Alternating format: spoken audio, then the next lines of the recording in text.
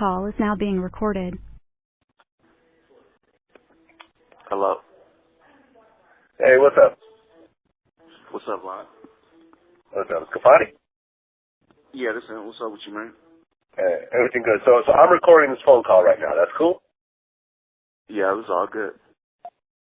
All right, man. So we got Kafani on the phone right now. This is a VladTV exclusive. You know about Kafani already. We covered you on the site on a number of different occasions. But tell everyone what's going on right now in your life.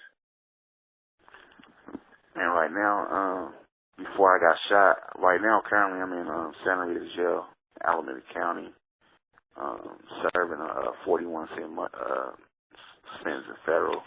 So I'm finna get ready to go to federal. I basically was indicted before I got shot, so I ended up having to do the time. But I'm dealing with it, going through it. You know what I mean? But my spirits are strong.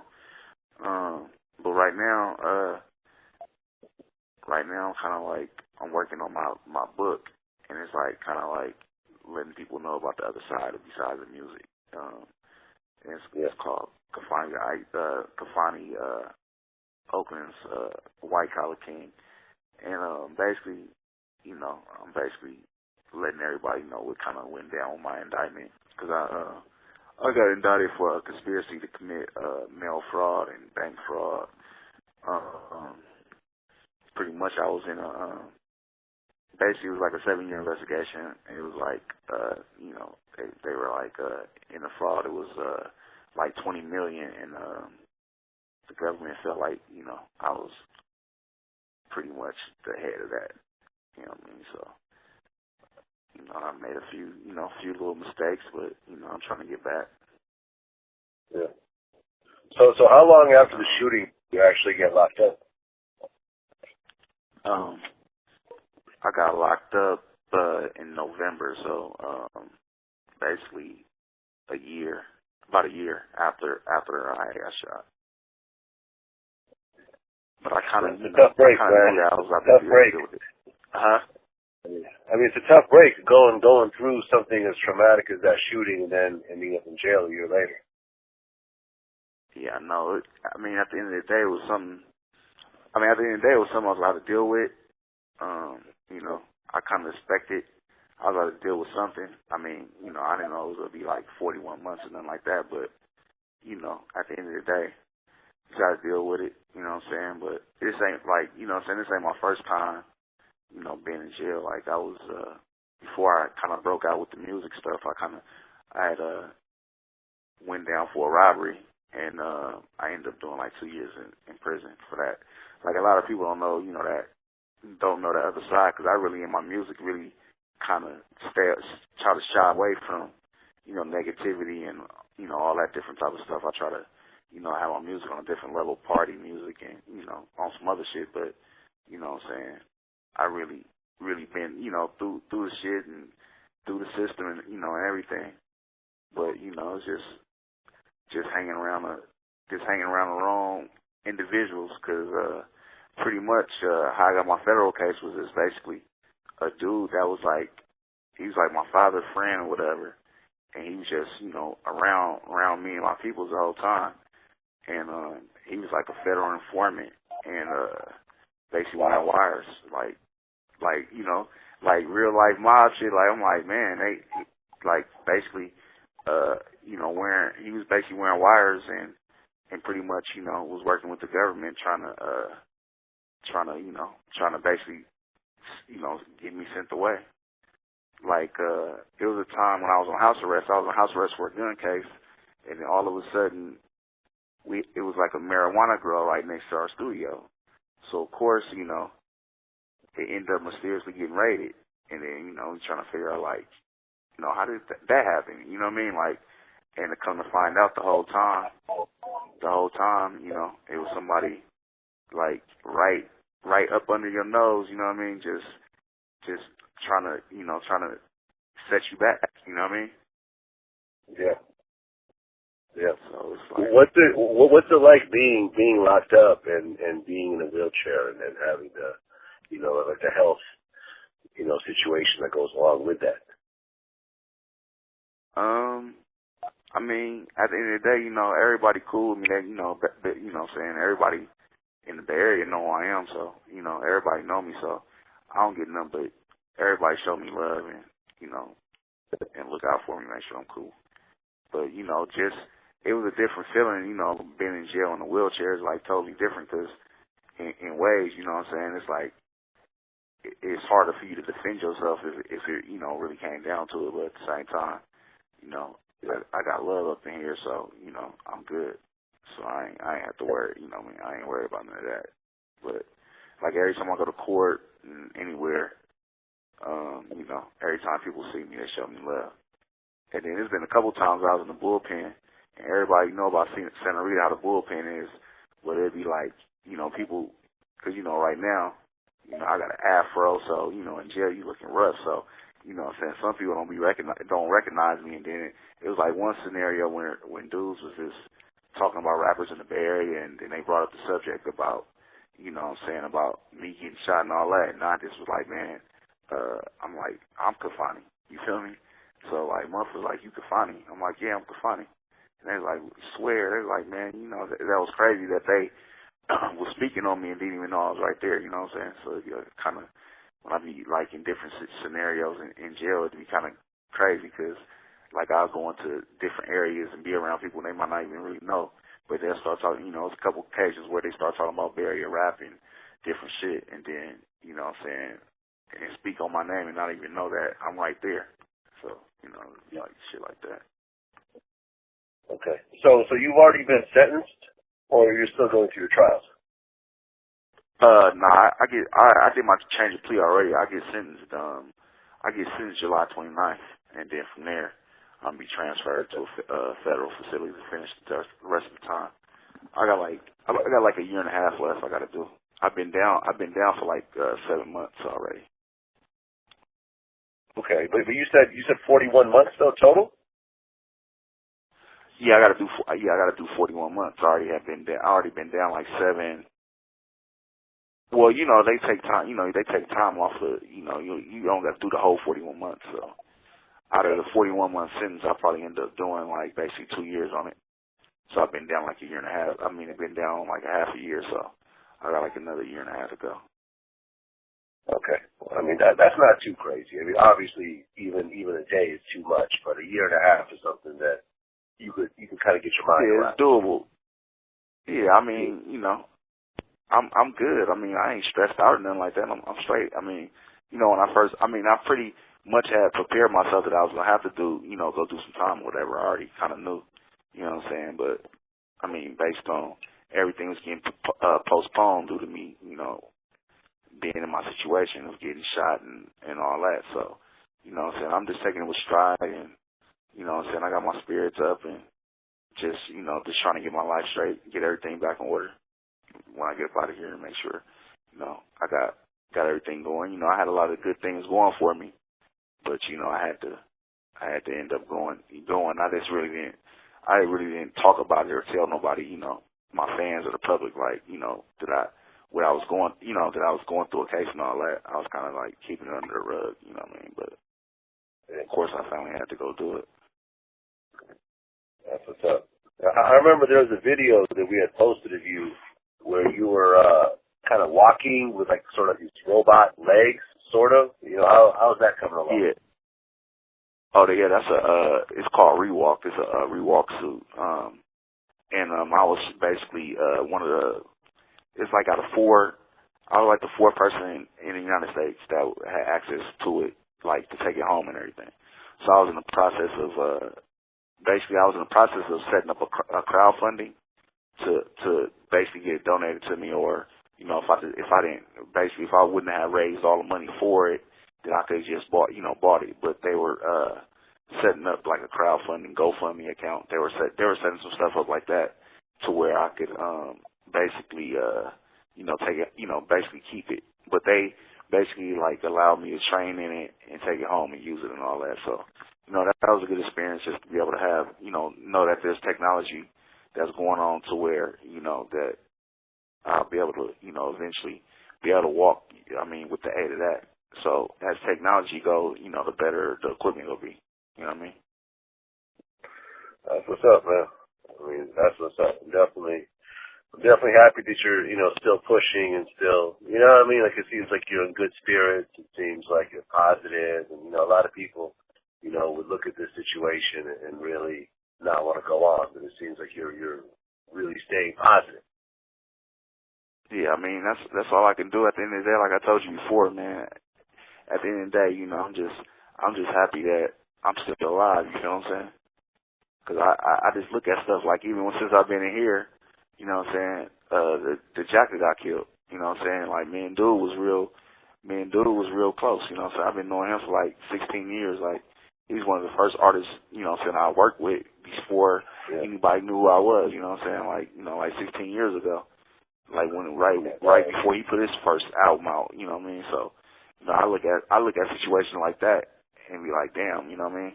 He gone, you know what I mean? Like I look at it as, even though I'm paralyzed and all that, I still look at it like shit, I could still You have 1 minute remaining. My kids and, all that. You know what I mean?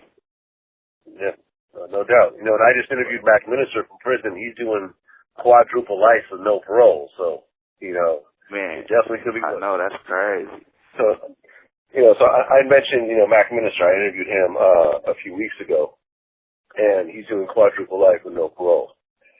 And he's in like 23-hour lockdown. So there are definitely much worse situations that someone could be in. Yeah, at the end of the day, that's how I look at it. Like, I mean, I know, like, you know what I'm saying? I know, like, the situation with a little bit about the Mac Minister situation. It's crazy. Like, it was almost like he took one for the home team. Like, you know what I mean? Like, just the whole Mac Dre situation. It was crazy because I remember one time when he was on the run out of the Bay Area with this thing called the Bars Awards. You probably remember that, right? Yeah, I heard about that. Yeah, I remember that whole situation. Yeah, and he still popped up and hosted the Bars Awards while he was on the run for murder and everything. So it was crazy. Like, I'm pretty familiar about the situation, but like that's the whole thing. Like, even with what I was telling you about me, I'm writing this book and it's like this situations that I've been going through. Like even when I got indicted, like pretty much like the dude that set us up and basically got me indicted. Ended up happening was that he ended up like being, like got murdered, got killed or whatever. And so it pretty much like my lawyer was telling me like they were trying to basically investigate me, like, investigate me for murder and all this different stuff. And it was like crazy. Like when I went to court, they were trying to hold me in jail, basically trying to say that, the paperwork got leaked out and basically once the paperwork leaked out a few days later that, something happened to dude and was basically trying to blame me. So I was like, it's crazy. And like, almost like they said they were forced to, like, they had to indict me because, you know what I'm saying, like they're investigating that. Like, that's serious. Like, you know what I'm saying, like somebody kill a federal snitch, like that's like the death penalty. Like, and it was just a lot of situations. Like, I did a song called Real Shit. I did a video when I was on house arrest, and I was pretty much, in the video, and then like somebody in there was with like a chopper, and like it was a true story, but basically I had said in the song, I was just talking about, what I've been going through, and I was like, one of the things I said, kill a snitch, fuck the feds, Agent Chris want me dead, 5-year investigation. So basically the agent was Agent Chris who was really investigating me. And it was crazy when I went to my detention hearing. Like, it was crazy to know that the feds basically have been going through all my music and listening to the lyrics, because they recited the lyrics in my hearing.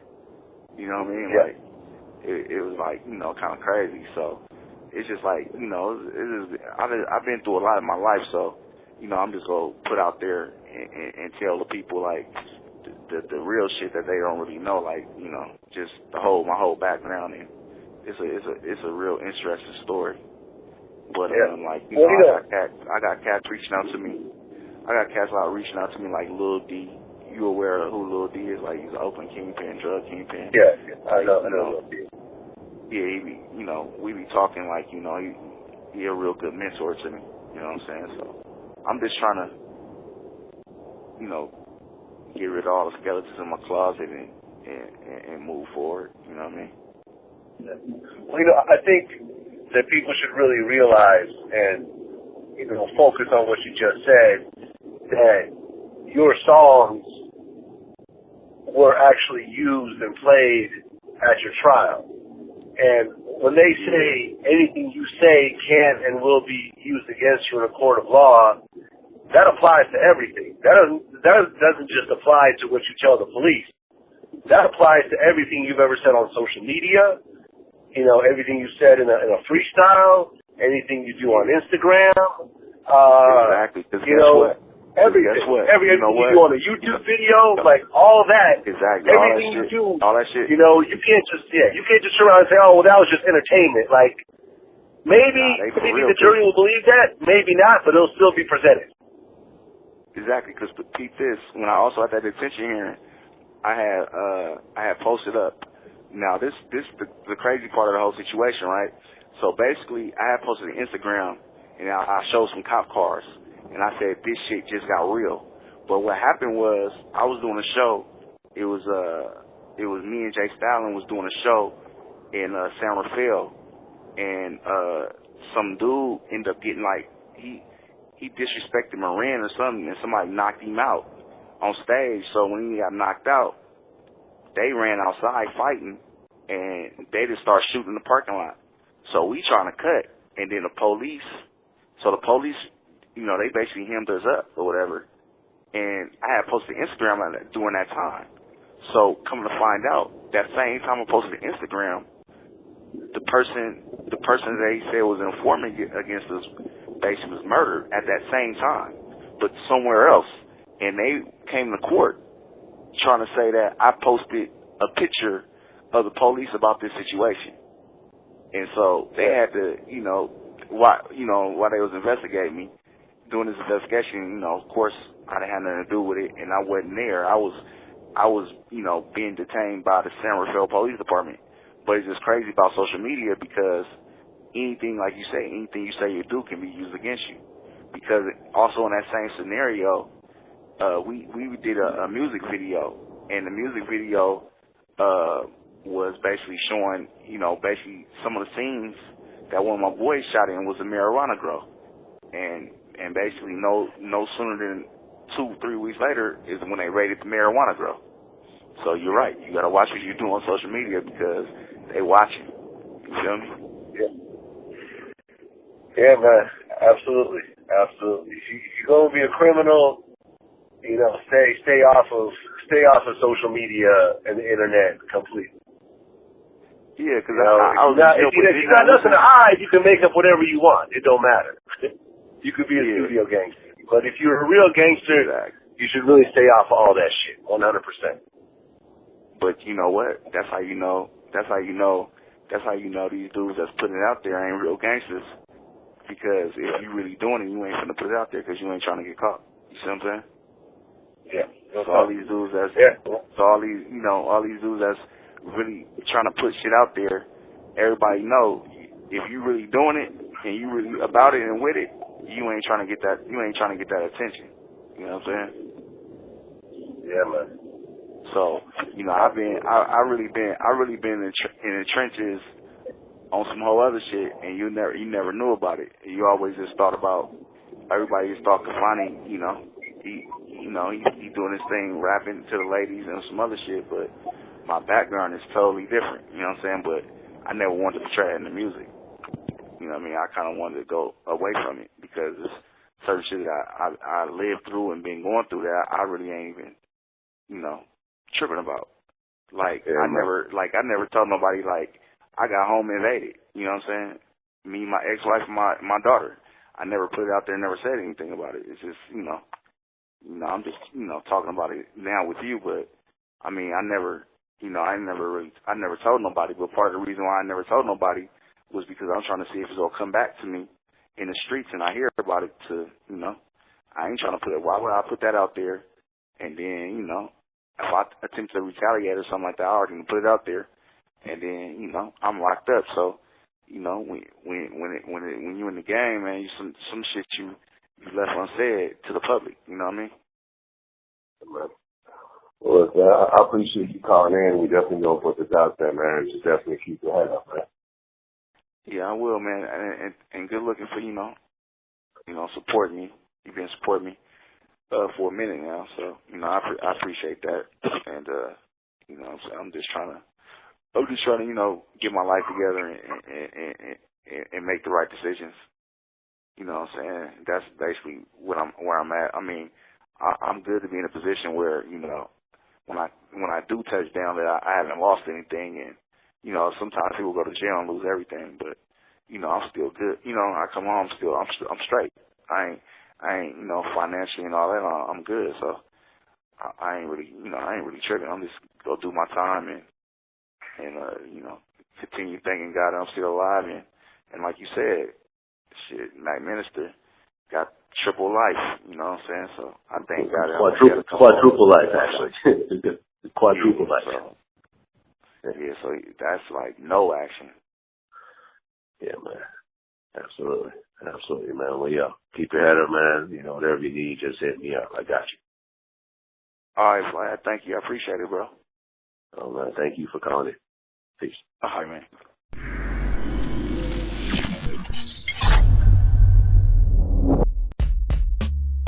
That's what I mean. We were dealing with those issues that's happening right now in 2015 and 1990. Were you with him when that happened? We was living together. You were living together. He had gone to the bank, came home all scarred up, mad. I took the pictures. And when Meek said it, he's not turning his back on the hood. I guess what he's saying is, you doing all this, man. Like, you doing this to blow the fuck up and to move on and bring your dudes out of it with you.